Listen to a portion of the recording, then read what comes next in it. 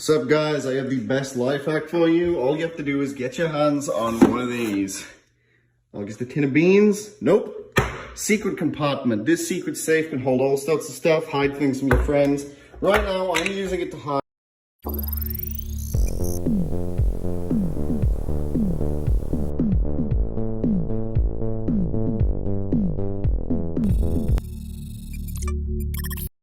Well, hello, good morning. Our framing's not great. You weren't here when I framed it. Sorry. Good morning, BBs. It's too early. It's exactly 8 a.m. Exactly. And we'll hear no more on the subject. We're the first, best, and only news show in the universe. Yes. Multiverse, maybe. True. If Marvel introduces a multiverse, we're the only news show on it. Absolutely. It's in our contract. Not with Marvel, with the universe. Here we go. Oh, they certainly can't hear you from where you are. Okay. Yeah. That's good enough. We'll go with it. Looks pretty good to me. Yeah. It's 8 a.m. We're here. We did it. Hi. Good morning. Good morning. Hey, you didn't say who you are Oh, this morning. no. And I'm I'm on the Saige run. Ryan. I'm on the run from the law. Hi, good morning, everyone. Thank you for joining us and spending another morning with us for It's Too Early. If anybody asks, you did not see Anthony Carboni today. At all. You got it? I certainly didn't. Cool. Hey, we're a business show. We are a business show. That's why we're so punctual. Yes. Because it's very important in business Mm-hmm. to be early is on time and on time is late, is what we say in business. And I have my street MBA. I, of course, passed the bar in the state of Virginia, so I can practice law. And we know big business when we hear it. And Warner Brothers got some big business this week. Very big business. WB Games is going to be broken up in a Warner Media and Discovery merger. So basically, if you don't recall what's been going on, AT&T a few years ago bought Warner Media. Mm-hmm. They were trying to get into multimedia. They wanted to be a streaming giant. They wanted to be a publishing giant. They wanted to be a video games giant. And over the last few years, they've basically said, "Oh no, turns out we don't. Actually, that's super hard. Actually, we'd rather not." Actually, games and like publishing. We've heard multiple times over the last few years that they're trying to shut down DC.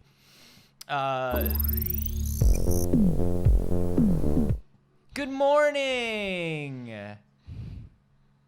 It's 8 a.m. I'm Anthony Carboni. So am I. So we've heard rumors that Warner Brothers is not so fond of DC publishing. They kind of want to pare that down. We've heard a bunch of stuff, and now they're selling off huge chunks of Warner Media to Discovery. So basically, they love that they have HBO Max. Mm-hmm. They love what they're doing in streaming. Yes, they love the money they're making. They're loving all of that. And the content that everyone else is making to put on their platform. Yeah. They love not having to make it. But they're thinking about games. And there are 11 studios underneath the Warner Media Games banner. And they don't know what's going to happen to them.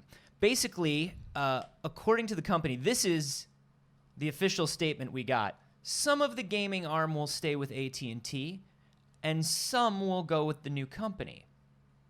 Which ones? Now, What games?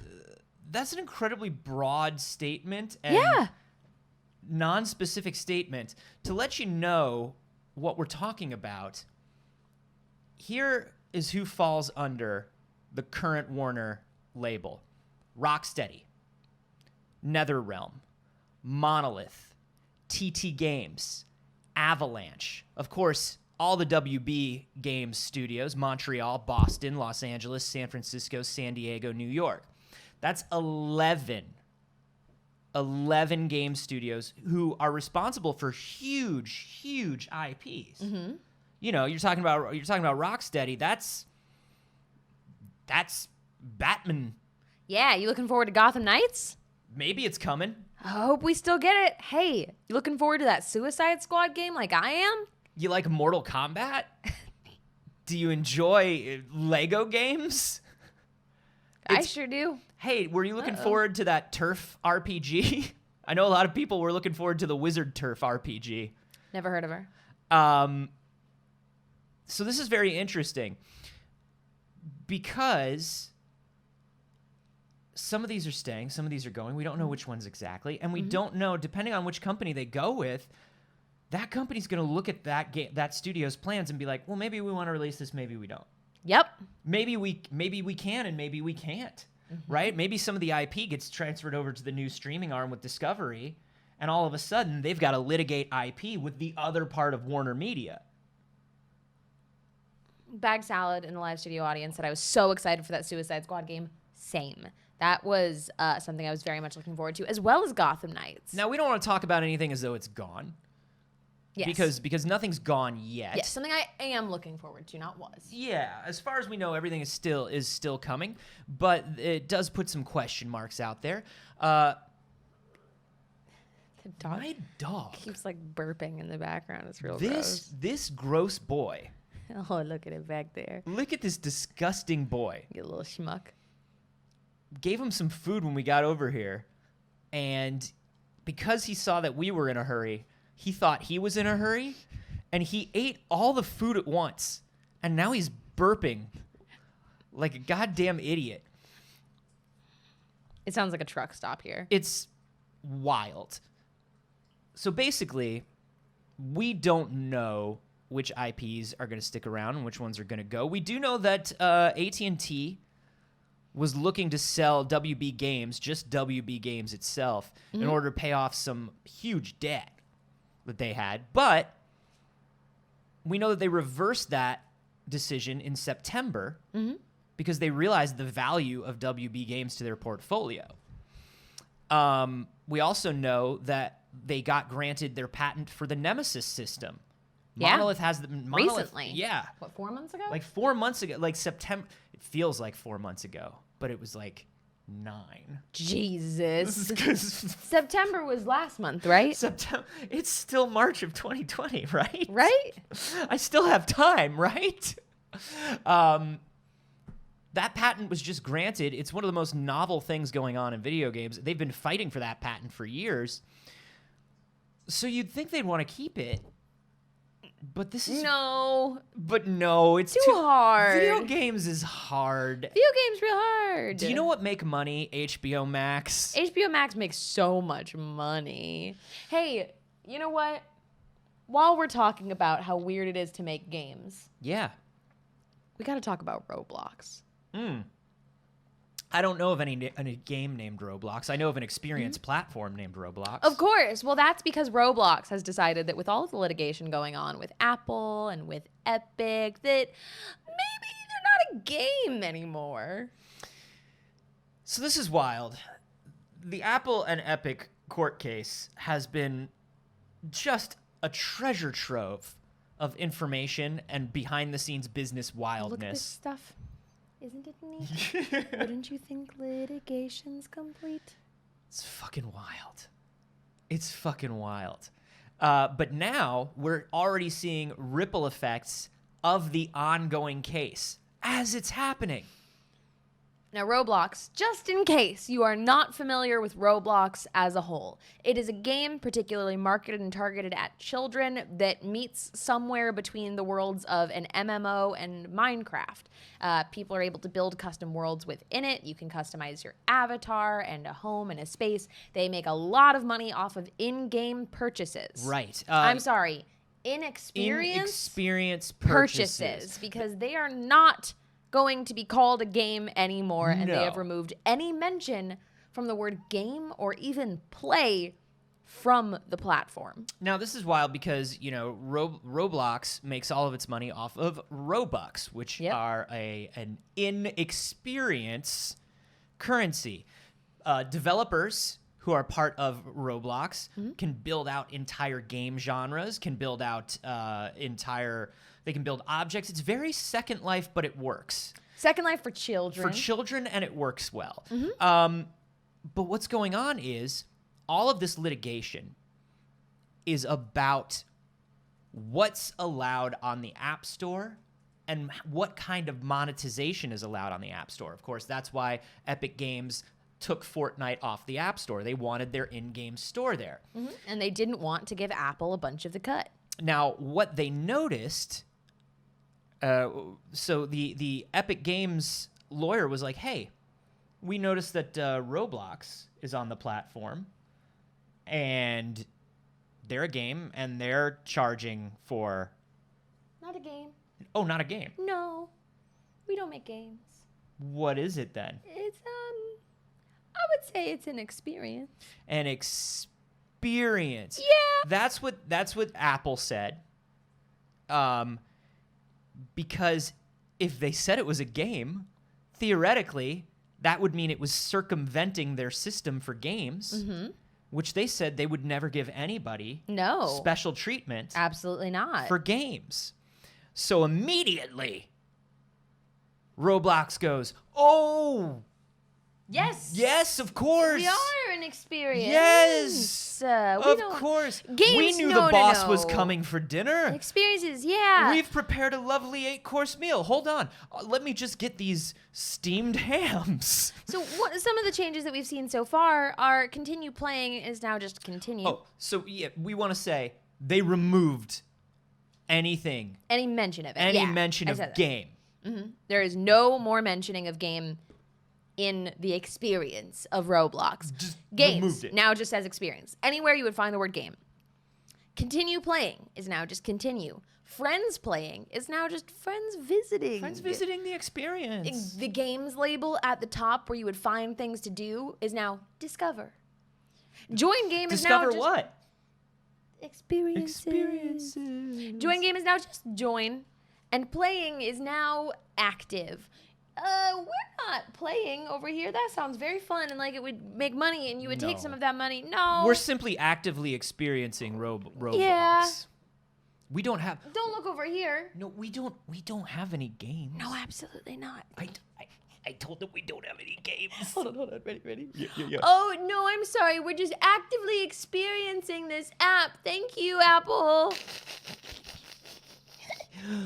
Hey, are you guys playing over there? No, this is a very important experience. We're a coding platform. It seems like you might be having a game over there. Are you playing games? No, we would never. That would trivialize this coding experience. I told them we're not playing games. So stupid. It's not an experience. It's a game. It's fun. This game, we love it. We love the game. It's little robots. I think it's an experience. This is extremely wild. Now, this does not necessarily mean Apple and Roblox are in cahoots? Are in communication. I think what it means is Roblox saw this attention being put on it, heard the witness from Apple say, no, they're an experience, and went, cool. Yeah, that's, I think, what it seems like to me. Otherwise, I think they would have done it in advance. Yeah, how do we not lose $1 billion a day? How do we not be made an example of so that Apple wins their lawsuit against Fortnite? Or has to remove us to prove its defense to Fortnite. Exactly. That's what I mean by making an example of them. Of Yeah. like, look, we're not playing favorites. You're right. Everybody gets we would it. Never. No, if anyone's a game, if there are any games around here, we're taking money. Now, good thing we're not a game. We should point out there are so many developers on the Roblox platform making experiences. There are entire experience studios that are up to we're talking about 40-person teams in some cases making racing experiences, 3D platforming experiences. First-person shooting simulation experiences for the purposes of training. So, you know, this is a big ecosystem. If they get taken down, because Apple is where they make so much of their money. You hand your kid your iPad or your phone. Yes. And they go on Roblox. As someone who buys my niece Robux regularly so that she can have the things that all of her friends have in the game. All the experiences. All of the experiences. The cosmetics for the experience. It's a lot. This is big money. But it's not a game. I should let her know. I should call my niece and be like, "That's not a game you're playing." I'm sure her mother will be happy to know that she's not just sitting around playing games. She's experiencing experiences. Discovering experiences. That's like when you go to a Disney park. They don't have rides, they have attractions. And you're experiencing an attraction. Yes. Hey, I have a feeling I might be riding a ride. They're down here like Pew pew pew pew pew pew pew. Bill Gabe's here. We're talking about an ecosystem that if it goes down, so many of these developers literally only make things for Roblox. Yeah. That's what they do full A time. business big enough that to be listed on the NASDAQ goes belly up. It ceases to exist without me. No, you clearly don't know who you're talking to, so let me clue you in. I am not in danger. I am the danger. A guy opens his door and gets shot. You think that of me? No. You think that of what? Of me. You think of beep? Of me. You think of beep beep beep? I am the one who knocks. I am the widow. I'm the one who knocks. I'm an experience. We're talking about there were over 3,000 people that made $100,000 making experiences for Roblox. So, you know, but it's the same thing for Epic. There are a lot of developers over at Epic that are making their money doing nothing but making stuff at Epics. It's tricky. This is all very tricky. And we know that it's billionaires arguing with other billionaires. Yes. And it sucks kind of either way. Yep. But at least in this situation, Epic is the one we're rooting for. Which is wild. Which is wild. All things considered. Because that means we're rooting for Tencent. Yeah, right? But in this situation, it's the lesser of two evils. But I will take this opportunity to remind you that we do not simp for billionaires in this house. well, we do not simp for large corporations.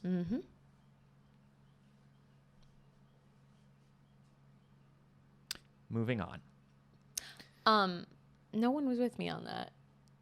No one has that.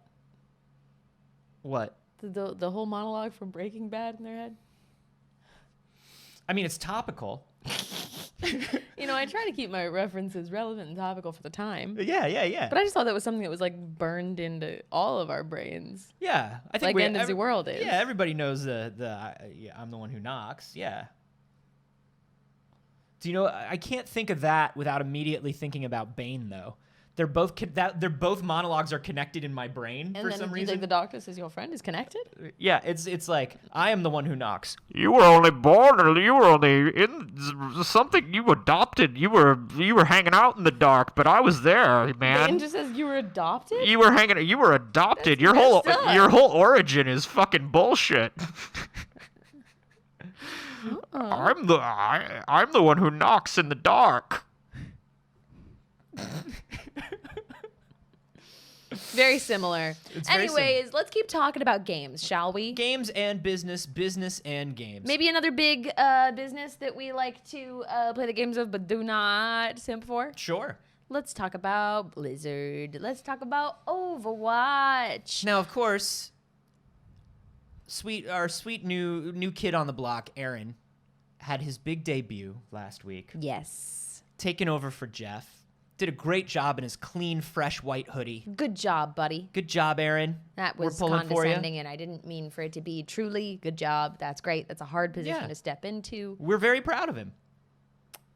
Overwatch is having their anniversary event, which I think it's Halloween and its anniversary are the best events of the year, even as someone who does not actively play Overwatch anymore. Anniversary is great. Typically at the anniversary, they bring back a lot of things that they've done in the past. They bring back skins that are from different events. Yeah. You can get a Halloween skin at the anniversary sometimes. This is your chance to jump on and get those limited experiences on your favorite experience platform that you might have missed. They bring back game modes to the arcade that are a lot of fun, and they put out their video for their seasonal event. And the skins, can we just, the skins? Look at his shit. Can I ask? What can you ask? I mean, Yes. I know Hell the yeah. I know the answer, but Overwatch has Look at that Junkrat skin. Yeah, Overwatch has fucking hit the point Junkrat where the game does not reflect the lore at all, does it? In skins, it's been a long time that the skins have not. They've been willing to like Like- give people special event seasonal skins. Yeah, but it's just like it's all gone now, huh? I don't know about that. I love a wild skin. I do. But it's just They've so always funny done wild skins that and like over- dancing. Yeah, but it's so funny that over a long enough period of time, it doesn't Moira matter skins. what sort of world you build, if you want it to exist Come through, online, Sombra. it has to turn into this. Yeah. But this is also a very Blizzard move. Like, this is an entirely Blizzard trailer. If you're thinking about all of the games that do these kind of trailers, they're pretty much all Blizzard games. Oh yeah, for You sure. know what I mean? You think of the like KDA stuff that they do for League and all of that, where it's like, oh man, we made a cute musical dancing trailer. It's Blizzard that set the tone for that. I've never played this character. I don't remember her name. She was new, or they were new. I like long after I started the playing. hamster in the big ball. Yeah, like a wrecking ball. And And that's an also old diva skin. I also like Smart Monkey. They don't do enough diva skins, everybody. They don't do We enough don't Smart get enough Monkey. seasonal diva skins. Well, I think Winston. Diva His I name think is Diva wasn't Diva like the big thing early on, and now the kids are not so into Diva. I don't think that it's a diva pass. Pardon while I die. They've never done enough diva skins, in my opinion. That's Echo? What? Oh, the character. I was like, no, we're not getting an Echo, are we? The character's name is Echo. Right. Thank you. I was so stressed because we've been getting an Echo on this scene in particular. I don't think that it's the time of diva has passed, but they've always done like kind of limited diva skins. The last cosplay that I did for Comic-Con is this diva skin right here, which was the like, I don't remember what it was called, but it was like a schoolgirl diva. It's very cute. So, the things that you're going to be able to get access to are things from Winter Wonderland, Halloween Terror, Summer Games, Archives, and Lunar New Year. There are new legendary rewards. You're going to have games alternating through the arcade. I'm very into it. That's great. New and returning stuff. Some of the new stuff you're going to be able to get. I don't have it up. You want the rewards? Yeah. What do you want? Yeah, what's the new stuff? Black Cat Sombra, which is interesting because we got a Black Cat Diva previously.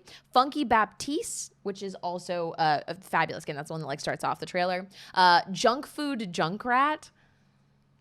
That's the candy Junkrat Candyland that was boy really, that we really saw. cute. Venus Moira, Gladiator Doomfist. Doomfist is a trash character, but has an interesting story, and I don't care. I think less of you if you play Doomfist. Cybermedic Anna, which is great. Anna? I think it was Anna. I don't remember.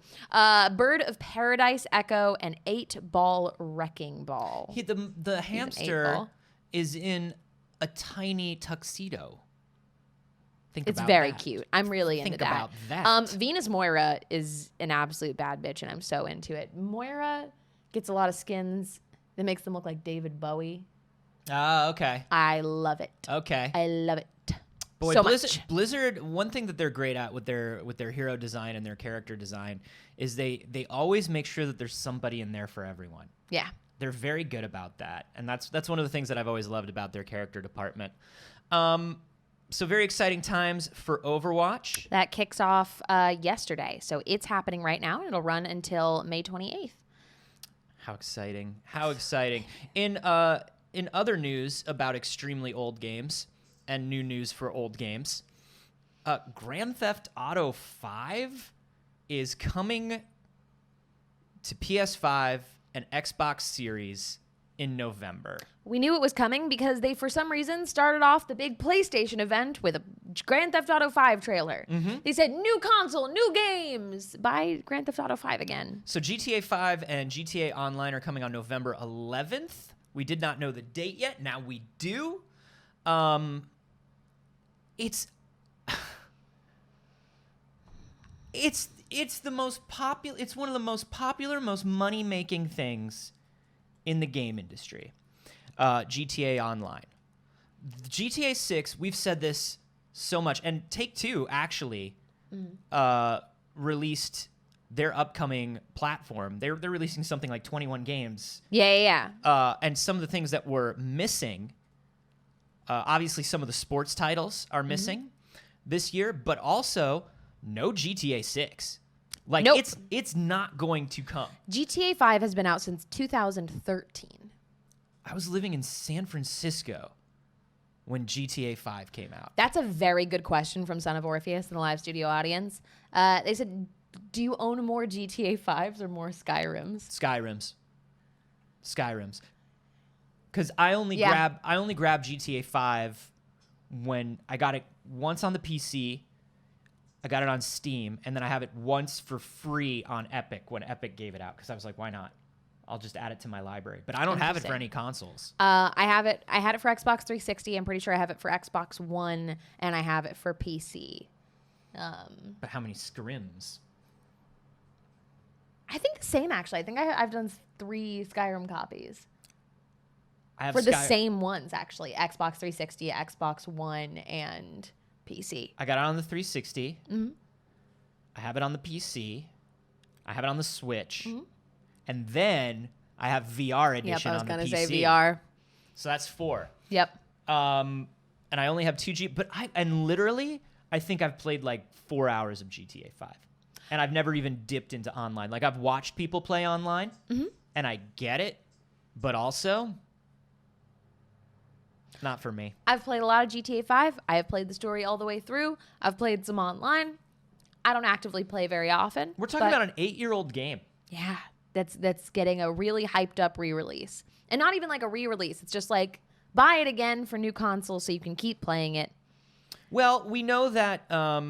Look at a graphical update. Yeah, here's the thing. It's fine. If you have it on a last-gen console, and you're a console-specific gamer, that's where you play everything. If you're not a PC person, this is kind of it's a big deal. This generation was a big technical upgrade. It was a huge leap. Maybe the biggest one we've seen. It was definitely this generation's upgrade. I think is bigger than last generation for sure. So it's kind of a huge deal. We know that this is going to be like 4K 60, which is huge. Because most people's gaming rigs, even if you have a PC, you can't run GTA at 4K 60. Right. So that's a big deal. But, it also is 8 years old. I can't believe people are still playing it. I mean, I can, but wow. It's wild to me. Yeah. And it definitely means that GTA 6, look, it's like this new Switch. It ain't coming as long as it's printing money. Yep. They may be working on it in the background, but as long as GTA 5 Online is printing money, no GTA 6. Yeah, while we're talking about it, and we're talking about Take-Two, they did say they were planning to release 21 games. Originally, they had said 4 of their core franchise games, and then the NFL partnership was delayed, so that went down to 2, because apparently 2 of them were supposed to be part of that NFL partnership. It is likely none of them will be GTA 6. Obviously, there's been no announcement, no even rumor of work being put into that. They're doing a lot of, like, sport games. That's what they do. Yeah, they do a lot of sport games. They did say, an interesting thing that they dropped in that news was that the new Gearbox IP is definitely going to be coming by April 2022. So whatever that new Gearbox thing is that Gearbox is working on, whatever the not Borderlands thing is... 2022, and this is a big one for Gearbox. Yeah, because the last big launch they had before Borderlands 3, the last thing they bet big on was Battleborn, which absolutely crashed and burned. Yeah. Remember, they were trying to do their own hero shooter. Yep. So this is a big one for them. Obviously, Borderlands has been bolstering them. The Borderlands movie is going to do great things for them. It is. But also obviously, all of the stories about workplace turmoil, underperforming titles. We wish everybody at Gearbox the best, but they haven't had the best few years. There are a couple people at the top of Gearbox that we do not wish the best. But most of the people, we wish the best. Certainly. So this is going to be big. Whatever this IP is, they needed to come out strong. Mm-hmm. The only one that is announced currently is Ollie Ollie World from Private Division. Hell yeah! So that's the only one of the 21 games that we actually know anything about. We know that there's a wrestling game in there. Yeah, they've got the new WWE, they've got the Right. new NBA, they've got all that shit. Mm-hmm. They've got all that shit. But that's very, very interesting. And that's literally just between now and March of next year. 21 games. That's a lot of games, Anthony. They're huge. Take-Two, people forget how big Take-Two is, I think, because of how many studios are underneath that banner. Big numbers. Re-releases, while we're talking about it. Sure. Mass Effect, obviously, came out last week.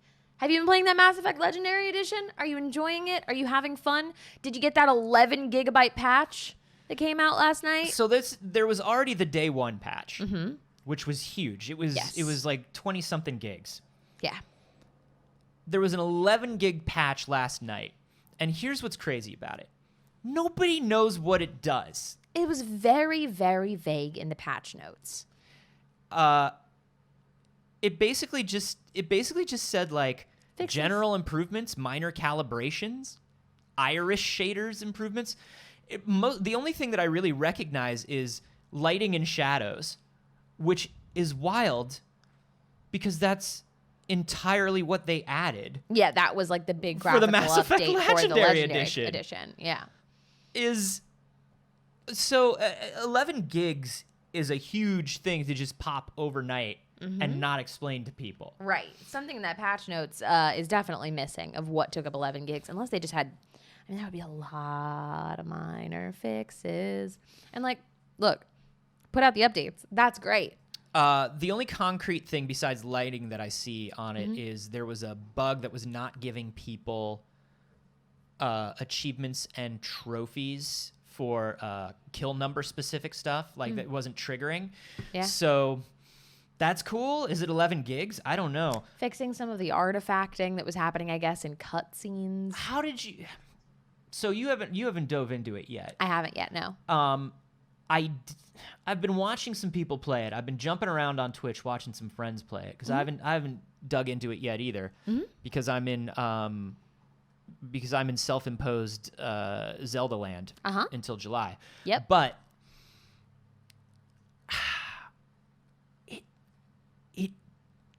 it doesn't look as remastered as I'd like it to. And maybe it's just because it's the first one that a lot of people are playing right now, but that's the one that was supposed to have the most updates. And I guess what I forgot when they said that they were bringing the newer models into the original game is that we're still talking about like decade-old games. Yeah. So it do look a little weird. Yeah. That's all. For the That's people all that I are playing, noticed. is it impairing your ability to enjoy the game at all? I would love to know. I will say I saw, I watched a friend do the Mako stuff, and I was like, it was Maud Garrett was playing, and she went through one of the Mako sections, and I was like, oh, this looks so much better. And then she was firing, and she was taking, the improved cover system looked a lot better. So I'm looking to jump into it, I think. But I'm also probably going to wait for that first good price cut. Fair enough. We have 2 pieces of NVIDIA news. Hey, we wish a very fuck you to the NVIDIA Corporation this morning. Yes, we do. So let's start with the big fuck you news then. You got one of those 3 series? Yeah. You got a little 30? Hey, I don't like to brag, but I do. I installed that. Yes, Anthony. I installed that Mario 64 PC build. Yeah. That has RTX. Yeah. Yeah. I must be the only person in the world that is super excited for his brand new shiny graphics card because Mario 64 has never looked better. What am I doing with my life? Well, I can tell you what other people were doing with the 30 series. Sure. Crypto mining. Crypto miners have been the scapegoats of the graphics card shortage. We've talked about this before. There are a lot of reasons you can't get one of these graphics cards. A lot of reasons. Yes. There was an athlete's foot last year. It's still going on. Yep. There are issues in production. There were a lot of issues with scalping. And there were issues with people. I mean, I don't know if issues, but there was a large portion of the population consuming things because crypto mining requires a lot on your system. Yeah, so crypto miners wanted to buy these new cards so they could make more money mining cryptocurrency. And Nvidia and the other card makers and the other retailers, because they botched this launch so badly, and they truly did. They absolutely did. Decided that they were going to jump on this in what I think is mostly a PR move and be like, yeah, everybody's right. We hate crypto miners for buying up all our gaming cards that are for gamers. You can't have it because they bought it. That's why. Not because we didn't make enough cards because we wanted to see them in demand. Not because we botched the release date and rushed it out. No. Listen, if I want to buy a computer and smash it with a hammer, I bought that computer. It doesn't matter. It doesn't matter. I bought it. It's mine. Shut up. I'm gonna smash it with a hammer. So if somebody wants to buy it to do crypto mining or buy a bunch of them to do crypto mining and they paid for their cards, they should be able to do what they want with it. But Nvidia has said, absolutely not. They've now altered their graphics cards to make them less useful for crypto mining. So they did this before with the 3060. They limited it. They say it's crypto light is what they call it. Yep. And crypto light cards have artificially lowered hash rates, hash rates are like the mining rate, the rate at which you can find these cryptocurrencies with your cards. They have now added crypto light to every 30 series card. Yep. 30, the 70, the 80, the 90. Crypto is hobbled on it. And I think it's bullshit, man. I think it's bullshit. Yeah, it's bullshit. Especially because people are already finding ways around it. They found ways around it for the 3060. Absolutely. They'll find a way around it for this. Of course. Alonzo in the live studio audience said that update can be easily hacked back to full use. Yeah, but that's an obnoxious thing. And supposedly the new cards have something is different in the manufacturing and the base level firmware. They're trying to get smarter and smarter with it. I wish instead of spending all this time saying this and doing this stuff, this is sort of an empty gesture. Figure out your supply chain issues. Hey, what if you did that instead? Come on. This is ridiculous. This is ridiculous. Neither of us are crypto miners. That's not us. But I think you should be able to do what you want with it. You should be able to do what you want with your hardware. It's yours. Yep. So that's a very fuck you to NVIDIA. Yeah, whatever with the other NVIDIA news. I mean, you got a game. It's fine. Well, I mean, this is the flip side. I guess this is a quick one because I do think it's interesting. DLSS has come to VR. That's a pretty big deal. DLSS is, of course, NVIDIA's AI-powered upscaling that allows you to get higher resolutions and higher frame rates by just intelligently looking at an image and being like, this is what it would look like bigger. It can double your frame rate in games like Control, and it's a huge deal for VR. And you can play games like No Man's Sky in it, which is great. Yeah. That sounds very, very fun because No Man's Sky is beautiful, and that's part of why I want to play it. I love No Man's Sky so much. And I haven't played it, but I have looked at it a lot.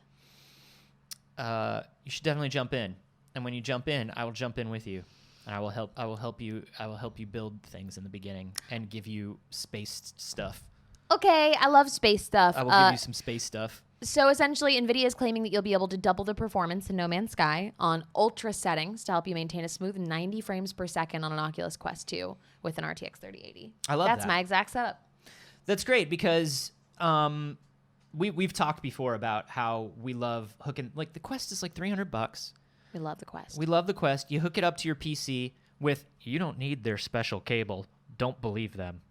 I got a $20 cable and it works. You hook it up to your Get PC. an extra long one. You'll want it to be extra long. Yeah. It's very obnoxious to be closely tethered to your PC. And you just plug it in, and then your video card is running your PC VR on the Oculus. And so running these games at 4K with DLSS at like a very high frame rate, you need that very high frame rate or you're going to get sick in VR. It's great. It's great that more people are getting on the DLSS bandwagon. Of course, the downside of the DLSS bandwagon is a lot of people are saying like developers are gonna get lazy about it and just upscale their games instead of actually pushing technology forward. But I'll tell you what, if you've ever played a game with DLSS turned on, I don't care. It's functionally no different to me. Yeah. It's functionally no different to me. So yeah, yay for VR, boo for NVIDIA. Yeah. And that's where we're at on that. Oh, yeah. Yeah. All right. What do you say? Yeah, I say yeah. I'm very, well, Another piece of slightly disappointing news. the Zelda 35. So exciting. So exciting, right? It's yeah. the 35th They're not doing a anniversary. ton to celebrate. We wish they would do more. I wish they were doing more. I wish they were doing more. Yeah. I'm doing as much as I can on my Twitch channel, twitch.tv/Anthony Carboni. I think you're doing more than Nintendo is, honestly. I don't think they're playing through all the Zelda games. We know that I'm playing through all the Zelda games from the beginning. We're on Link to the Past right now. Skyward Sword HD comes out on July 17th. This is the 35th anniversary thing that they're doing. And we've been wondering, what are they going to do to Skyward Sword to improve it? Because Skyward Sword, at the most, a divisive Zelda title. At the realistic, not a great game. So what are they going to do to improve on it? There's some good stuff in there. How are they going to make it better? And one of the things that people were hoping was that there would be an improvement to transportation throughout the world. Give us more usable fast travel, more accessible for the impatient people that we are in 2021. Well, yeah, and it's not, it's not even just impatience. In the original Skyward Sword, and I mean I am impatient, but the original Skyward Sword, you could only fast travel back up to the sky, which is where you need to be to get anywhere.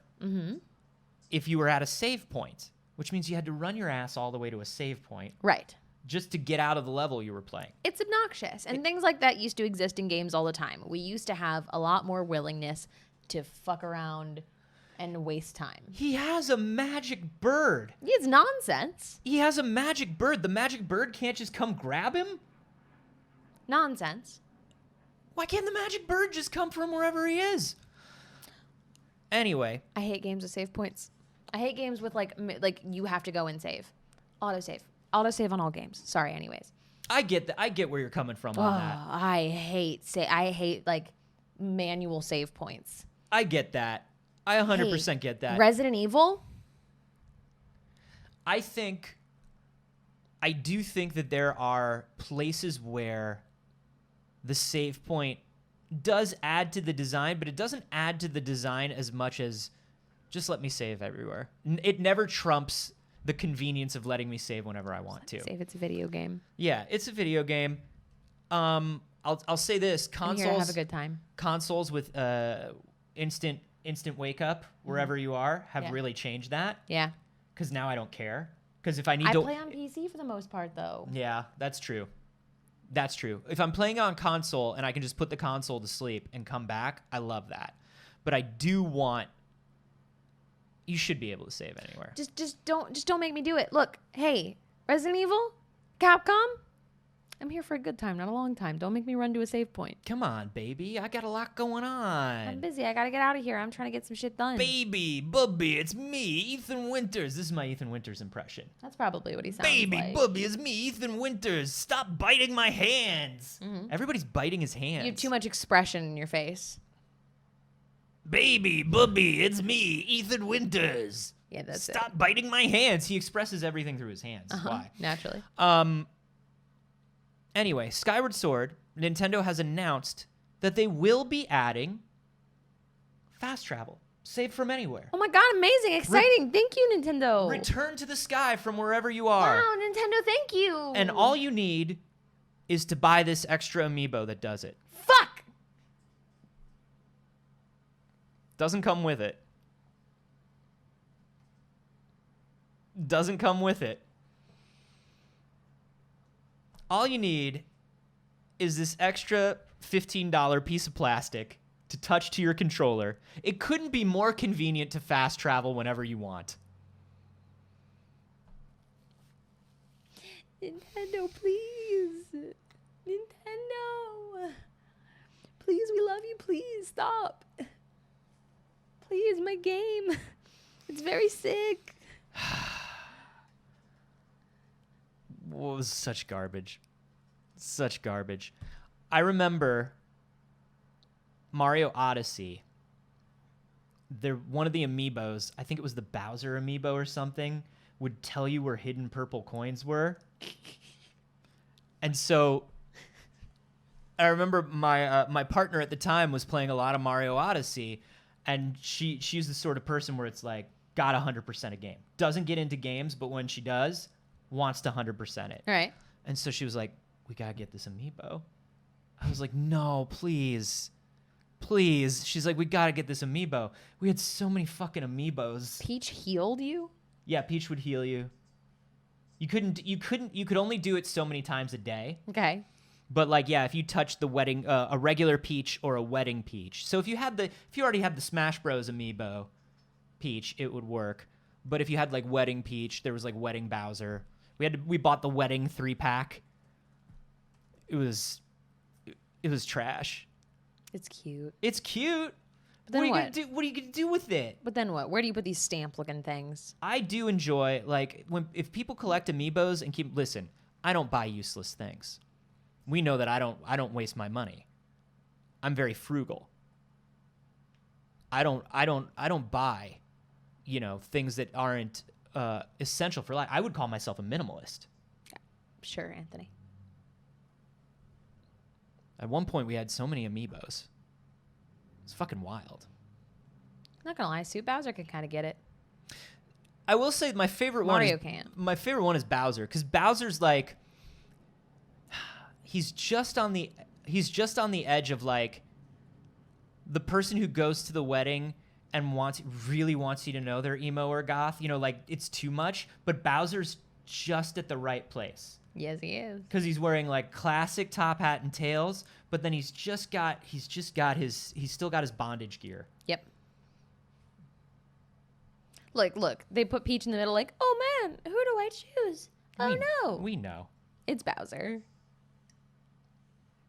We know. I did like how at the end of Mario Odyssey, Mario and Bowser are fighting over Peach, and she like looks at both of them, and she's like, ugh, and just like turns and like walks away.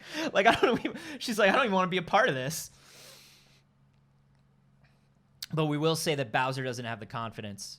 He doesn't have the confidence in himself, and he's too mixed up in old school gender roles to do that. Only Mario has the confidence to do that. Does this actually exist in game? Yeah. Excellent. Yeah. Mario's got the confidence. Mario will do that. Looks better on him than the suit. Like, oh, for sure. He looks way better in a dress than a suit. Yeah. The top hat wasn't doing it. The top hat was too milady for me. You know the TikTok with the guy who puts on the dress and he does it in the beginning as a joke? Yeah. And then and then he's like, oh my God. Oh my God, I look amazing. Yeah. Why have I never done this before? That's Mario. Yeah. That's Mario. So hey, Nintendo, now it's entirely possible that the ability to fast travel within Skyward Sword will be opened up to everyone. Maybe it happens at a certain point in the game. Maybe it happens from the beginning. We don't know. All we know is that they made this announcement and said you'll be able to do it with an amiibo. That's what we know. Interesting. Very interesting. You know what else I find very interesting? What else do you find very interesting? So Days Gone came out for the PC. Yeah. People like the Days Gone. I think it's good. Sam Witwer, of course, as always, gives an amazing performance. We love Sam Witwer. Something that is very interesting. As we know, Ben Studios back in the day worked on Siphon Filter. Now, if you're not familiar with Siphon Filter was a PlayStation franchise that was sort of like Metal Gear Solid was popular. And so everybody was like, what do we do that's like a Metal Gear? And they made Siphon Filter, which is like Metal Gear but more action-y. Something that is very interesting to me is, much like Alan Wake is all up in control, apparently there are a lot of Siphon Filter references in Days Gone that say Days Gone is set in the Siphon Filter world, and the idea is the heroes of Siphon Filter failed. And that is why the pandemic happened, and that is why the zombies are out. The Siphon Filter agents didn't make it. That's cool. Yeah. That's fun. Yeah. I've never played either game. But Yeah. I'm into it. I like that idea. It's kind of neat. That's cute. They said that they wanted to, lead designer Ron Allen said he confirmed the connection and then said that they were planning on doing more with it in the sequel. Well, this is where he gets Ben's is a little sore right now, understandably. Maybe a little too sore publicly, as we talked about previously. But A lot. he was like, we were gonna expand on it in Days Gone 2, but now we don't get to do a Days Gone 2. Sorry, man. Why don't you just tell us how you were gonna expand on it, since you can't make it? I don't know. But I think it's a neat connection. I think it's a neat connection. And it's a connection that makes sense. Yes. It makes sense for the developer. It makes sense for the world. Yeah. We like good tie-ins like that. Right, flannel fries, because we didn't buy it at full price. That's on us. That's on us. We didn't buy it for enough money. He don't get another game now. Oh, what no. You know what else we like, though, in all honesty? I also like when a tie-in happens that makes no sense. Yeah. When a tie-in happens that makes no fucking sense Like when at all. Batman has a rocket launcher, Batman's in a Fortnite, you know? and he uses a Gatling gun sometimes on Chun-Li, who's also in Fortnite. I love it. I love it. Nakatomi Plaza from Die Hard is a Call of Duty Warzone map. Nakatomi Plaza from Die Hard. Not only that, but John McClane and Rambo are now in Call of Duty Warzone. Fucking why not? Sure, I guess. Yeah. You could. Fucking why not? I like, just call me DJM in the live studio, or DJ K Dre in the live studio audience says, it's about time. Yeah, it's about time. I've been playing Call of Duty Warzone and thinking to myself, where's John Rambo? I haven't been thinking that at all. Where's Johnny I haven't been Rambo? playing the game or thinking that. That's true. You caught me. But I love it. One of the first things I did when I moved to LA is I went to Nakatomi Plaza. I mean, that's cool. It's cool that you can be in Nakatomi Plaza. Yeah, sure. I did a big when I first moved to LA. I did the silly thing that everybody does, where they run around to all the movie locations they can find. This that they shares really the love. energy of dude wipes. Yeah. You know what I mean? It's definitely for a specific dude Like, of a specific age. I don't know how to explain it to you, but it has the exact same energy as dude wipes.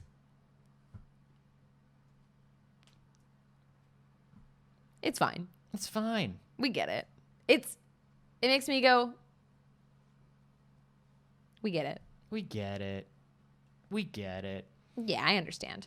Anthony, we've got a bunch of business news still to get to. It's a lot of business today. There's a lot of business, and we are professional business people, of course. Sure. We are. Of course. So we're qualified to talk about this. I earned my MBA on the streets. Let's get some of the strange ones out of the way. Let's talk about Sony. Sure. You mean the people that won't let Ben Studios do another game? Yes. Because of us? Correct. They're the people who are punishing Ben Studios for our decisions? Yes. The one good thing they've done. Now, Sony filed a very interesting patent recently, and it's a patent for a betting service that could accept Bitcoin or in-game items as currency. Why even abstract it anymore? Why even pretend? Why even pretend like games aren't gambling? Why bother? Now, they filed for the patent back in 2019, but it only published as of this last month. It was listed on Patent Scope. The patent itself suggests that a system where viewers of live-streamed esports events, such as fighting game tournaments, would be able to bet on the outcome of matches while watching the action in real play time. The system would work via user interface overlay that could be brought up over stream in order for the user to place their bets. So gambling and teaching children to gambling. For gambling. Yeah. It's like, I'm smiling. It's a bad thing. It's literally just gambling. There's like no level of hiding it anymore. That's the most brazen shit. Yeah. That's the most brazen shit. So it could be money or Bitcoin, or it could be game assets, digital rights, and virtual currency. What if esports for NFT gambling? That's, yeah, literally, I mean, that's the only thing What that if esports for NFT digital rights gambling can really be. but for Uber? Poggers. Did I just disrupt? Did I just disrupt technology? Yeah. Am I an experience platform like Roblox? This is terrible. This is terrible. I mean, there's a devil's advocate part of this that says, well, it's just the patent. They're not doing it. But they also just bought Evo. But it's not, listen, we don't know that they're gonna do it. They bought Evo No. and then patented circumstantial. gambling. They just patented gambling on esports. It's just circumstantial. They bought Evo and then patented esports gambling. Oh my God, they're gonna do esports gambling on Evo. Yes, they are. They're gonna make Evo into a gambling platform. They're absolutely gonna make Evo into a gambling event. This is like pachinko. Do you know what I mean? Yeah. This is like pachinko. We're like it's 8 a.m. It's 8 a.m. in Japan, and all the elderly people are lined up outside the pachinko hall, and they go in and they pay their money and they shoot these balls into the pachinko thing. And hey, listen, no gambling. We don't do gambling. Yeah. No. Gambling is illegal. But if you want enough of the silver balls, we'll give you this useless piece of plastic. Here you go. Here's a useless piece of plastic. What do I do with it? I don't know. But maybe there's a pawn shop 2 doors away from here. If you don't want your useless piece of plastic, that will give you $1,000 for it. Like, the level of abstraction here is just, it's gone. It's perfunctory. Self-aware Can Open, the live studio audience, said, to be fair, patents take years. They got the patent and then bought Evo. It doesn't matter. It's the plan, clearly. Yeah, it doesn't matter. It doesn't matter what order they did it in. It doesn't matter if, like... If I kicked you in the leg and then took your wallet and you were like, well, you pickpocketed me and then kicked me in the leg, I would be like, yeah, that's still bad. Yeah. Uh-oh. Still get away from me. It doesn't matter what steps you perform it in. If you're performing the action, you're performing the action. We acknowledge that the patent was filed in 2019. We started the story by saying that. We know that it happened. It's still very bad, and actually the same amount of bad, the exact same bad. Yeah, whether they made the technology because they bought Evo, or they bought Evo because they have the patent on the technology. The same thing's gonna happen. The same thing is happening to Evo no matter what.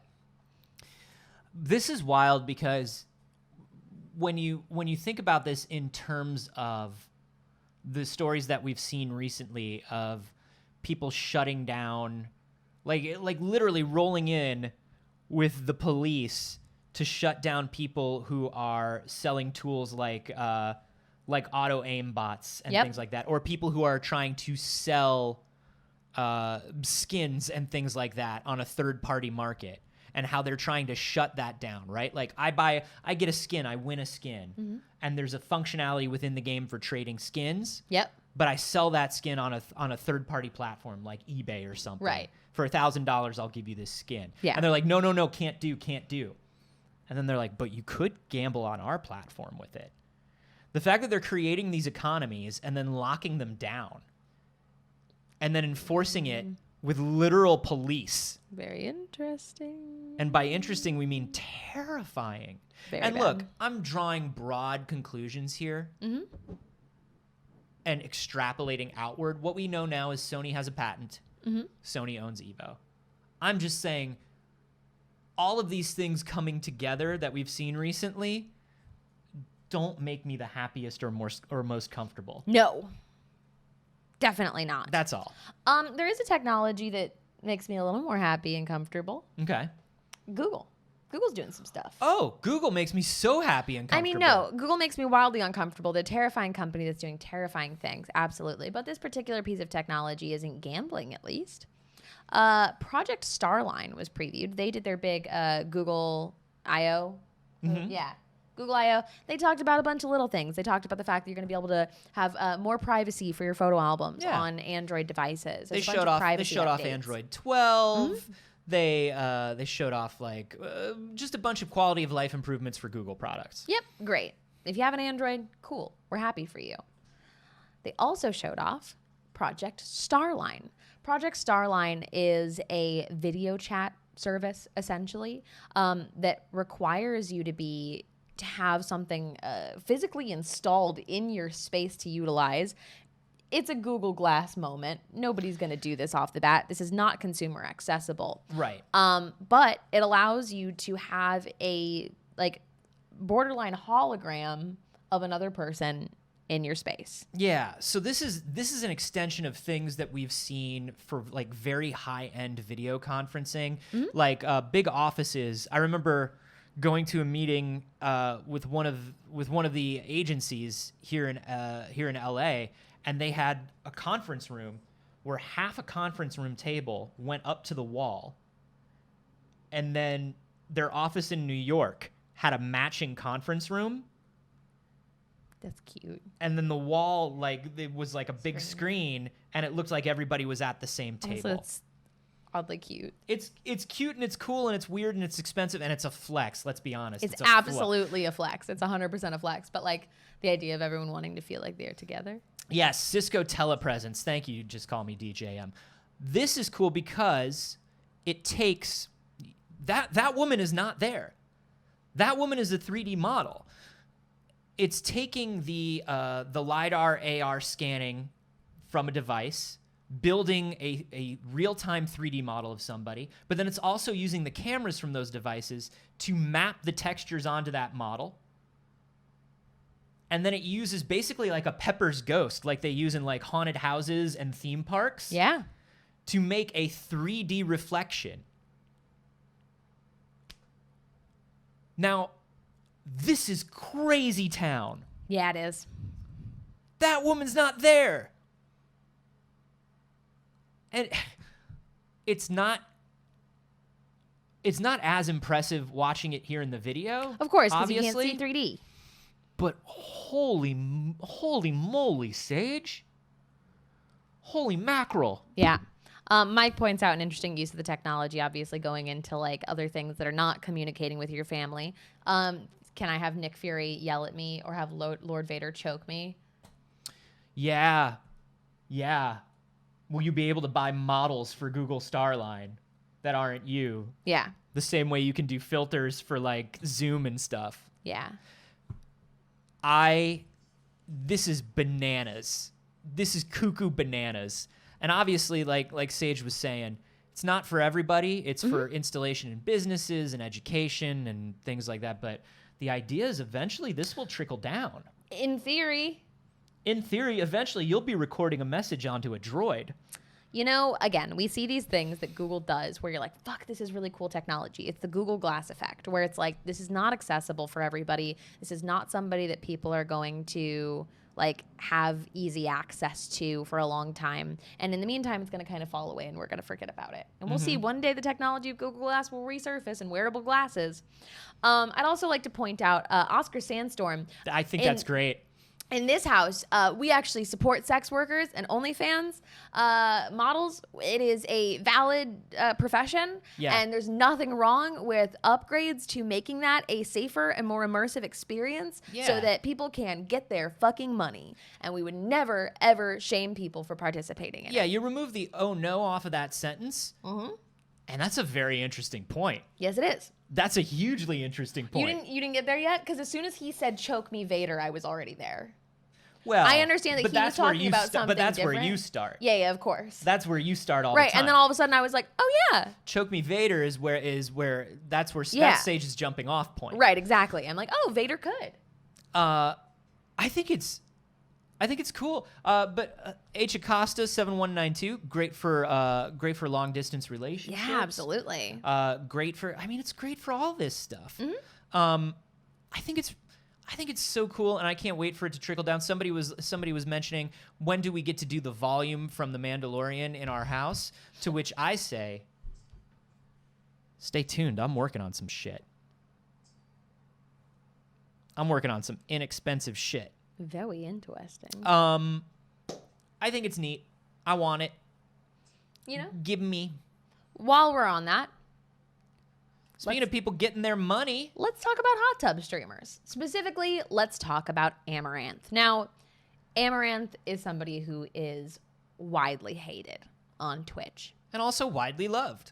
Yes, absolutely. She's one of the #1 people on the platform. Yep, and one of the #1 people on OnlyFans. And you can have your reasons, you can have your opinions, but she's secure in the bag, man.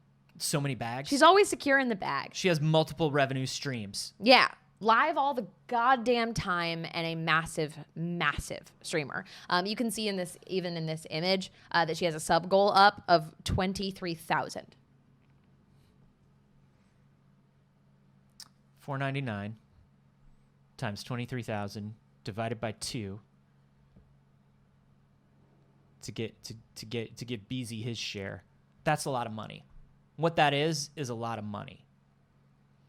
That's $57,000, $50,500. Now that's just Twitch subs. Yep. She also has an OnlyFans where Yep. she's very highly rated. And of course, as a Twitch partner, she has access to an advertising revenue split. Yep. Except now she doesn't.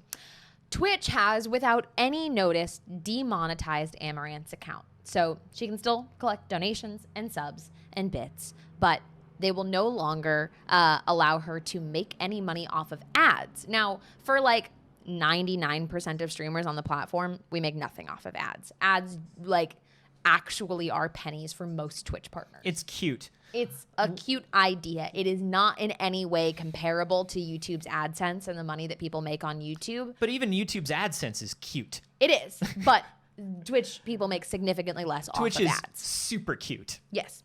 However, at a channel that has 23,000 subscribers, that ad money is actually quite significant. It is a big revenue stream for big streamers. And without any notice, she was completely demonetized. Now, this, of course, people in the live studio audience are already cluing into what's going on here. The idea is potentially that Amaranth is not advertiser friendly. Yep. But here's the thing about Twitch, and this is the thing that's been frustrating about Twitch. And it's been frustrating for us. It's been frustrating for a lot of people. Twitch's rules are vague. Twitch's policies are vague or non-existent. And one of the things that's a problem with this is there's nothing that lays out why Amaranth's advertising was pulled. Correct. Now, she has broken TOS on occasions, but they chose how they handled that. You can't continually punish someone if the punishment has been done. Right. You could have banned her at the time. And if that was the decision that was made based off of the offense, there was a time she flashed her lady bits on accident. We don't know. Who knows? I'm just going to say allegedly on accident flashed her lady bits. But the punishment was decided upon for that, and it was a temporary ban. So you can't punish her after the fact for the thing that you have already decided upon a punishment for under your terms of service. And if it's a cumulative, this is how many infractions you have, and so you have to list that, and that Yes. has to be part of your terms. On YouTube, you understand when you get a strike on your account. Twitch does not do that. It's been an issue. It's been an issue. So regardless of, this is the thing. A lot of times when these problems come up, it will be for someone that maybe you don't necessarily like. Maybe you don't necessarily side with their content. Certain things are very clear, Yes. right? If somebody is threatening violence, if somebody is threatening harm, if somebody is saying things that are derogatory towards a group of people, if somebody is being outwardly and overtly pornographic, things that there are laws about, things that that we need to protect people for, that's one thing. Yes. But just because somebody's sitting in a hot tub and you don't like it, you have to have that in your rules. Correct. And that is, as we have found, that has been this spot within TOS that people have found. Okay, then put it in your TOS. It is within your rights to put it in your TOS that you will not allow that on your platform. Because what I see is people who came up with a very creative way to get eyeballs on their content. Right. The hot tub thing is, look, am I going to sit around and watch hot tub streamers? No. But they found a clever way to get eyeballs on their channel. It's not the most like intellectually elevated way, but you know what? Hey, guys, whatever. Not everything has to be. And as somebody who is creating a business based around their content on a platform, there are certain things that you can expect from that platform. You need, if you're going to be splitting money and revenue on that platform, you expect a certain level of clarity so you can stay within the bounds of what they need and what Correct. they want from you. Yep. And remember, Twitch is still running ads on the Amaranth's channel. She just isn't getting a cut of it. Twitch is running Twitch ads on her channel right now, which is really interesting. In addition to that, they're still taking $2.50 off her subs.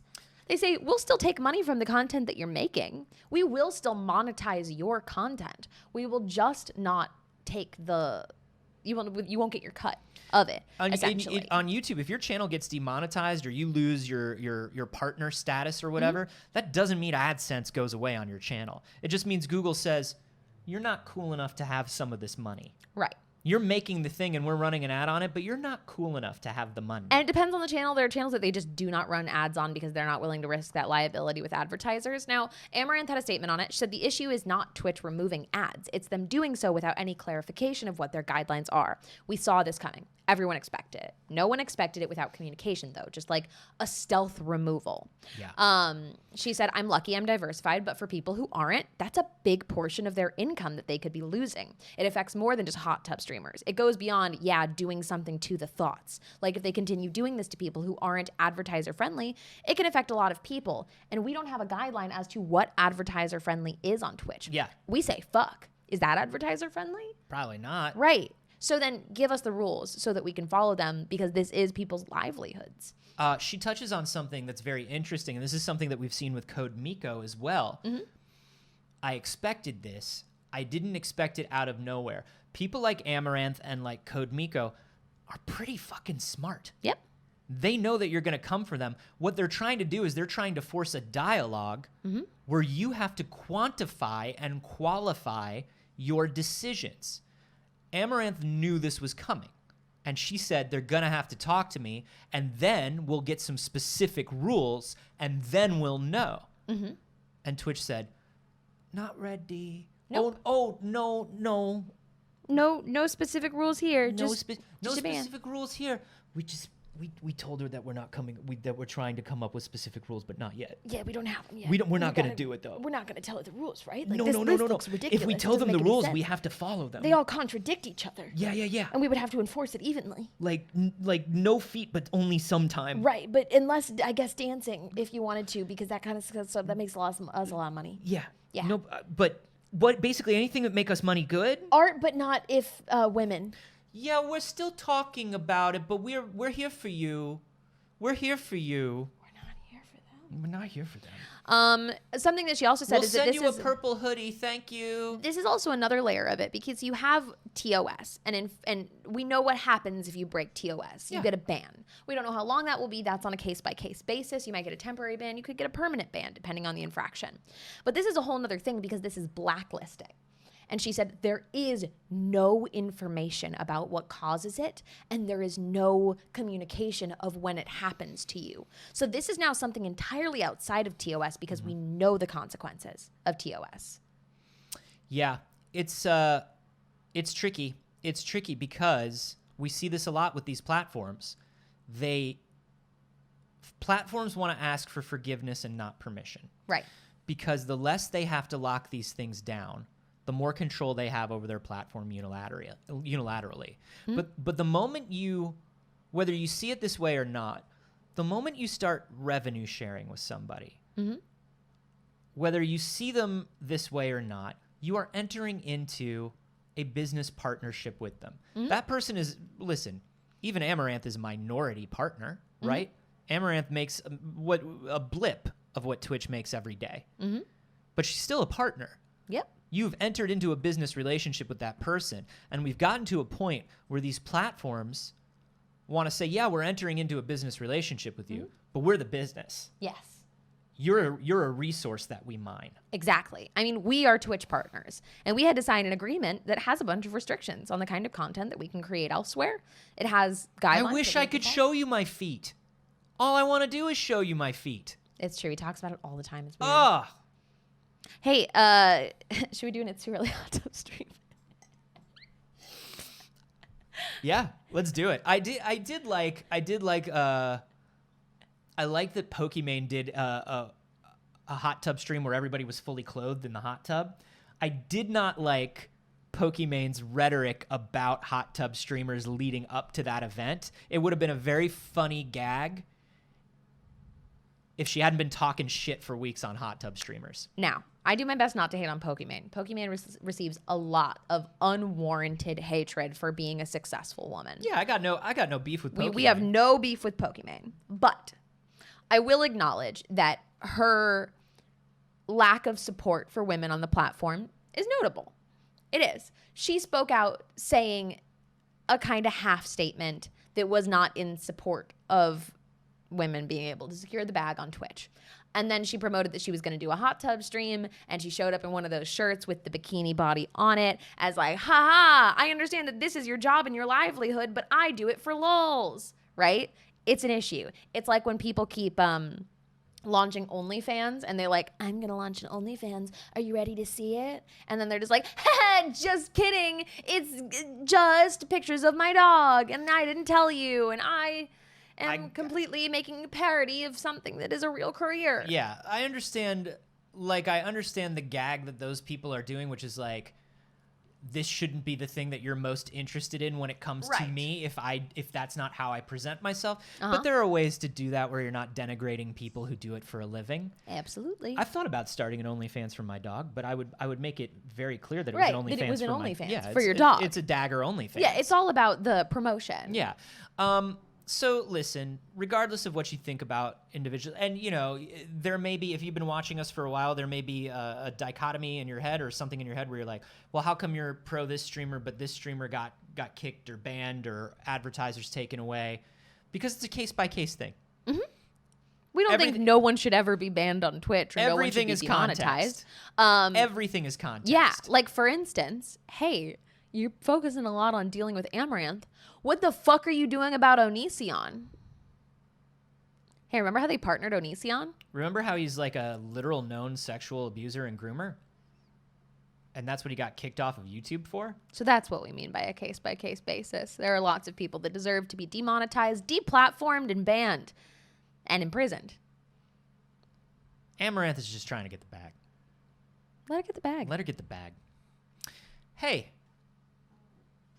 let's talk about cool, fuzzy, fun things. Okay, I love cool, fuzzy, fun things. Let's move on to, No.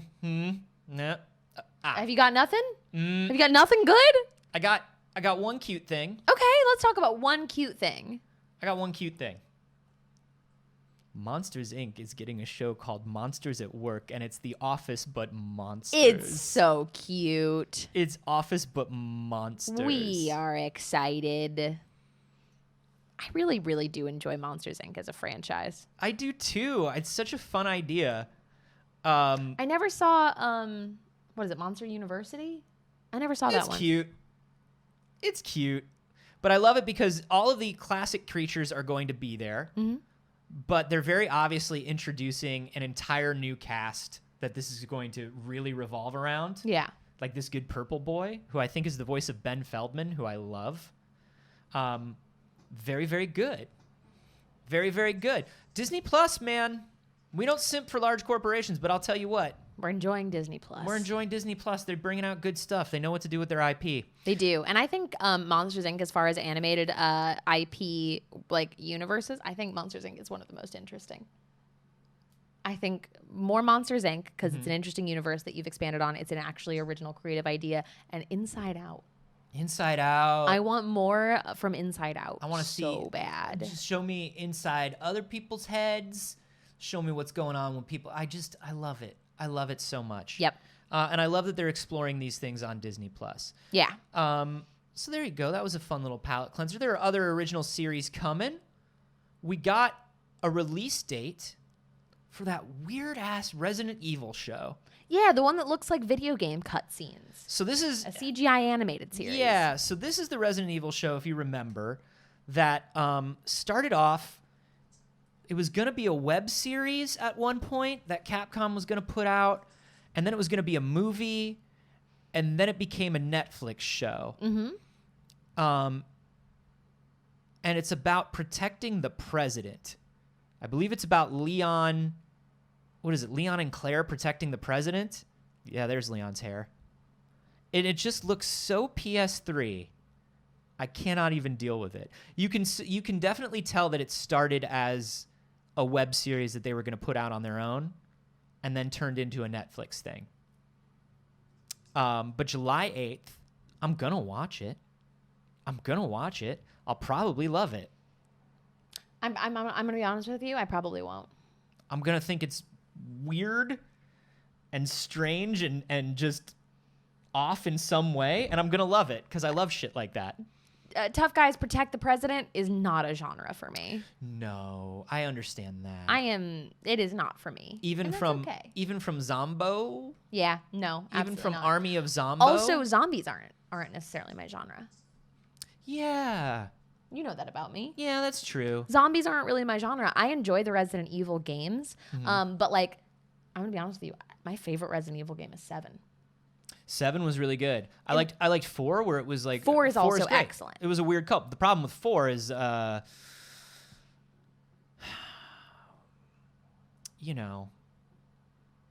ethnicity issues. Yep.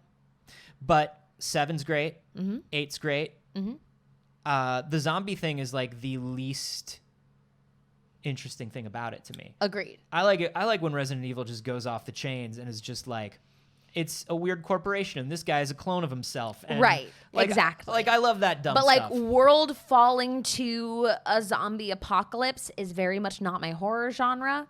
I don't find it that interesting. I find it to be very repetitive in most cases. And I find it to have just like a lack of room. Yeah. Yeah. Indubitably watching right now in the live studio audience says it kind of looks like it's going to be more than just saving the president. Yeah, I think that's the jumping off point. It's definitely going to it looks like it's definitely going to get Resident Evil weird. But it's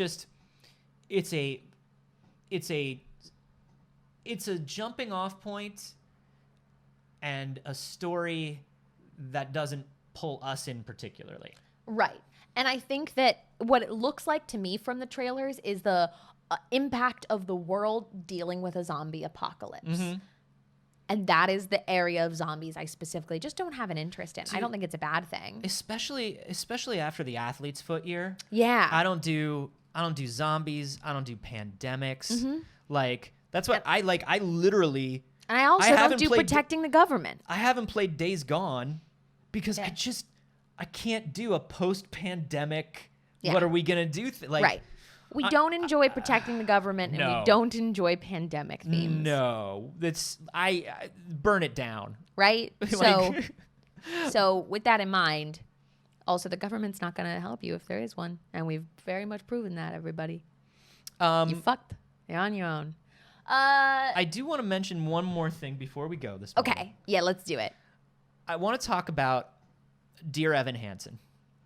I'm a big musical nerd. I love Dear Evan Hansen. I've never gotten to see it live, but y'all know I've watched so many bootlegs. Dear Evan Hansen is huge.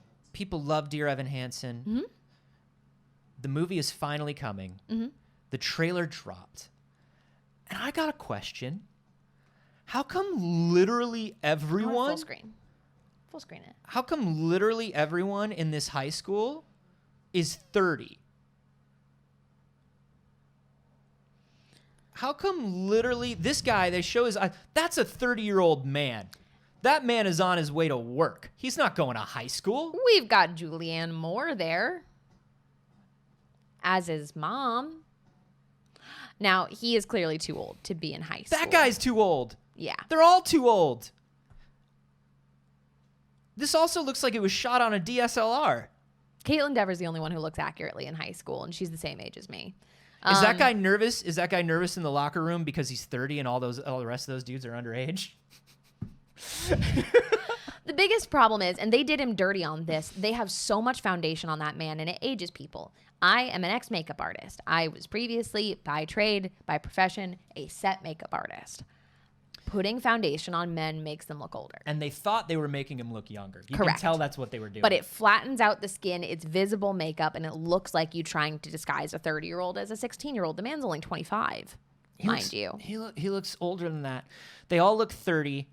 And I think it has something to do with the production value. I think it's very interesting that in a year when we're getting so many big budget musical adaptations, you know, we're getting In the Heights, we're getting West Side Story.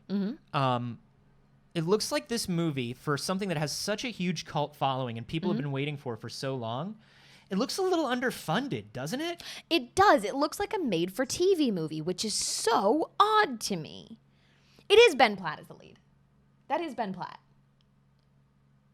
He do look 30. Ben Platt.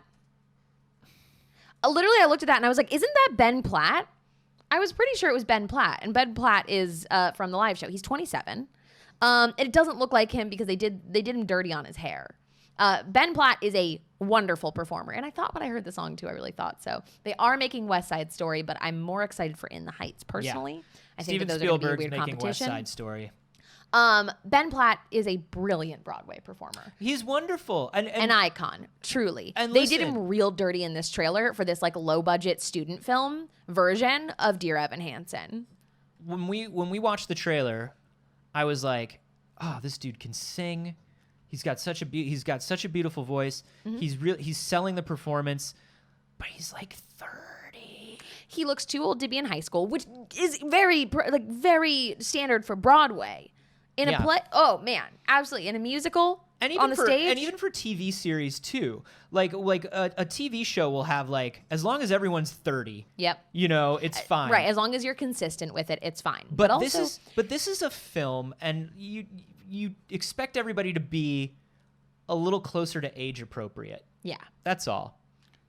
they did him so dirty with all that foundation.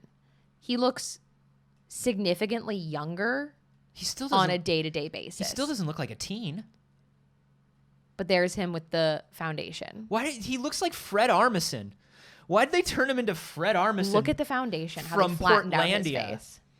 I know he was the original Evan on Broadway. I mean, I get it, and I understand giving the dude his due. Yeah. But it's just weird because Dear Evan Hansen ran for so many years, and the guy just gets older every year. and that's And okay. that's how humans work. You know? That's what it was. I couldn't recognize it, right? When looking at him in the trailer, it doesn't look like Ben Platt. He looks like he should be a teacher at that school. Yeah, he does. Like I said, they did him dirty because if you look at him from the stage play, that's way more convincingly a high school student to me. That's- Like, look, it's that's older. still a college accept kid. I accept that that's Yeah. Hollywood high school, and I'm fine with Yeah. that. I understand he's not really 17, but like, But also, what year was that taken? I don't know, It's from his fandom. But You know? I really do think the makeup did him real dirty. And I also think that just like general low budget production of poorly shot film. It's just weird. It's very odd. I'm going to watch it. Of Sure. course I'm going to watch it. I love a musical. I really, really love a musical. But interesting. Very interesting.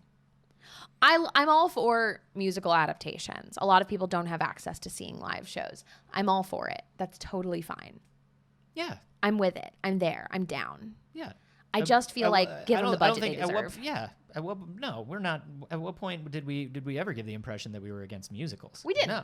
I'm just saying, I'm there for it. I just think give it the budget it deserves. Dear Evan Hansen has been such a successful Broadway show. Mm-hmm. You could just trust it. Give us a little more money for Dear Evan Hansen and not make it look like a Lifetime movie. Yeah. I would love that. Yeah, it's possible that they do something great in post before it actually comes out. Did we have a release date with that trailer? Yeah, September 24th, only in theaters. There you go. I'll go see it in theaters. Yeah. I will. I'm very excited about it anyway. I'll watch those And 30-year-olds God, Ben deal Platt with. is so good. God, Ben Platt is so good. Yeah. Go listen to Ben Platt sing, everybody. What's up, bud? Nothing. You want to end the show? Trying to wrap it up? No, I mean, sure, we can. Want to take a moment to thank everybody for coming out and joining us today. Want to give a shout out to everyone who supported. Alzakun2 with the follow. Miss Mousy with the follow. Mike giving those five gift subs to Bunny Stars and Lars6, Left Foot Lloyd, Cold Shoulder, and Anachrontopian Prime. Thank you all. You're trapped here now. Death Cleric, thank you for the follow. Pavel Torres Art, thank you for the Prime sub. We love a Prime sub. It takes a little money out of the Beezy's pocket, and that's good. Rywan with the resub, 3 months now. You're definitely trapped. Yep. Fat Wombat, Crimson 8729, Tragic Sum, Coven MTG. Thank you for the follows. Bag Salad, thank you for gifting that sub to Oscar Sandstrom. Six Sticks, thank you for the follow. Callan Roar with 200 bits. My credit card number got stolen, and the one purchase made before I blocked was a $99 purchase of Robux. I still don't know what Roblox is. But I don't like it. Sorry, Caitlin Roar. That's a story. That went places. I loved it. Nadia Bean with the gift sub to Azharks 5. Bagged Salad, thank you for the bits. Shiny Pigeon Nia, thank you for the follow. Bagged Salad with the gift sub to Evie Static. Y'all are so generous today. We love seeing pickles helping pickles. Little BBs given to BBs. We love it, thank you. Asian Kid PH, thank you for the follow. Bagged Salad's all up in it today. With the Thank bits. you. 54 Aqua Snakes with the bits. 54 Aqua Snakes also with that 4-month resub. Bagged Salad with another gift sub to FF10, man. I hope that's Final Fantasy X, man. Kurt Laurelton, thank you for the 200 bits. Milo Relum, thank you for the Prime sub. Steal that money from BZ. Bagged Salad with the sub. Hawk RMB with the resub, 4 months. Super trapped. Dilimke, thank you for the follow. Scott Farley Art with the follow. The White Wolf 01, thank you for the host. Mill Lired, thank you for the follow. Goodness, generous BBs today. We appreciate you being here so much. Thank you for starting your morning with us. We do the show every Monday, Wednesday, and Friday at 8 a.m. Pacific, whenever 8 a.m. Pacific occurs. Be sure that you're following us on socials and that you're in the Discord so you get notified as to when that is going to be. Yeah. And hey, go follow Anthony too. Where can they follow you? I am everywhere on the internet at Carboni, except for here on Twitch, where I am at Anthony Carboni. Twitch, you cowards, it's mine. Give it back to me. Currently, every day, we're playing every single Legend of Zelda game in chronological order, leading up to my purchase of a special amiibo on July 17th. We'll be doing that around 4 p.m. today, so be sure you come join us. We're playing A Link to the Past. Also, I have a science comedy podcast with Jeff Kanata called We Have Concerns. This week's episode is all about the Dunbar number, how many friends and acquaintances our brain will allow us to have, and why the Dunbar number is potentially incorrect. Oh my. So listen to that. Yeah, do it. And you can find me everywhere on the internet at Not Saige. I stream on my channel every Monday, Wednesday, and Saturday. Tonight we're starting Resident Evil 8. Resident Evil 8. I'm gonna bust dun, out my dun. Bug Daughter cosplay, everybody. Dun, dun, dun, I'm dun. gonna do it. Do it. Tonight, that'll be at 5 p.m. Pacific. So come and join me. Come and hang out. That would be very, very fun. I'm very excited to start it. I am going to be scared. There'll be scare alerts on. You can also find me tomorrow on the D&D Twitch and YouTube channels for the Black Dice Society. And then on Friday, you can find me on the Smosh Games channel for the seriously super stupid sleepover subathon. There's a lot of S's. A very special event. It starts at 10 a.m. It goes all day. There you go. Very, very special. It's a very special event. It's going to be a very good time. It's a very special episode. We love you all very much, BBs. Thank you for being here. And hey, if you want bonuses, you can sign up for our Patreon. We had a bonus clip on Monday. We're going to have another one later this week. We would love to see you there. There's early access to the podcast. There is an extra story from It's Too Early every single week, something we did not talk about here that is exclusively on the Patreon for $5 a month. That's pretty cool. That's good value. That is good value. And if you're a fan of other stuff that goes on the channel, check out the other stuff we have going on the Patreon. It all helps us keep this channel running. Mm-hmm. We're just a bunch of broke garbage people Correct. making some damn internet. Yep. So help us do it. And hey, remember, money is weird and terrible and an abstraction, and it's a prison for all of us. But you know, if you don't have it, that's okay. It is. If you don't have money to give, that's okay. If you don't want to give money, that's also okay. Mm-hmm. You're here watching. That's what we do the show for. It is. And that's the best. Thank you for coming and watching the show. If you want to help us out, you can spread the word about the show or the channel. We love it when you share clips. We love it when you share GIFs. Oh, I love to see myself in a GIF. Yes, he does. Makes me so happy. Even just making clips that are here on the channel are so helpful of fun moments. It helps us if we want to cut together a highlight reel. We can go through fun clips. It helps if somebody new is checking out the channel and they want to see what we're all about. And then you know, if just telling people about the show, whether you tweet about it, whether you tell a friend, all of that stuff is extremely helpful, and we appreciate everything you do. And joining the Discord too. Join so get that in the Discord. Discord. It's a fun place to be, and it helps us to engage with our community, which is really, really wonderful. And we pull stories there to talk about things that you want to see us talk about. So, we love you, BBs. We love you, BBs. I hope you have a wonderful rest of your day. Take care. Goodbye, friends. Goodbye, BBs. We'll see you. Bye.